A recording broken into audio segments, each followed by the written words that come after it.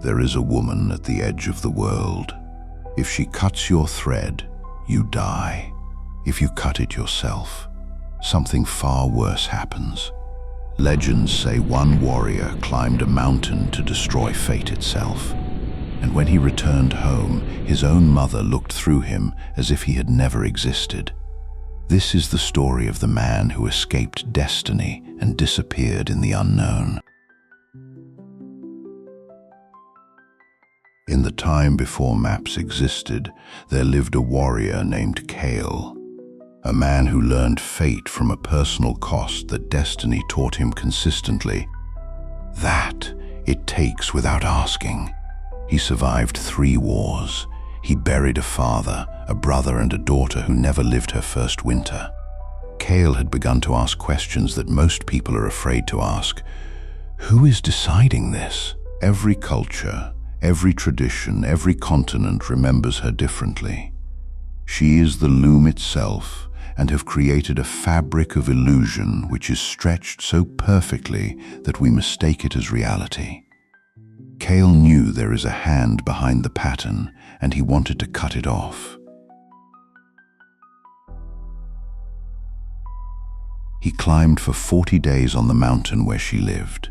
He passed through the ruins of others who had come before him. On the 40th night, he found her. She looked as though time had forgotten to count her. Before her, a silent loom disappeared into endless darkness. Thousands of faint threads hung in the void, each trembling with a life of its own. She said, "You are later than I expected."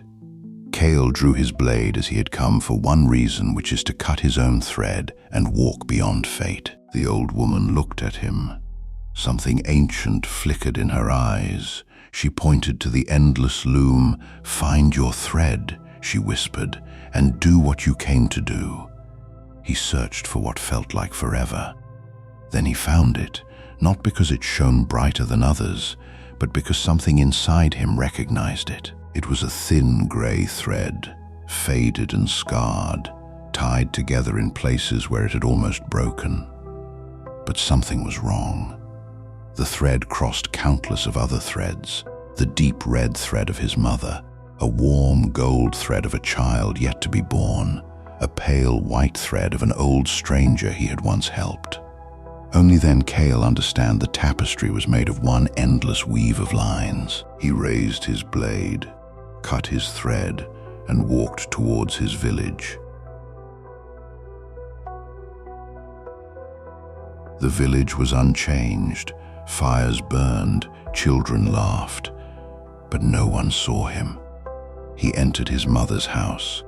She sat by the fire, staring at the door as if waiting for someone who would never return. Kael reached for her, his hands stopped inches away, not because he was ghost, because he no longer belonged to her memory. He was still alive, only forgotten. And there is no lonelier place than this.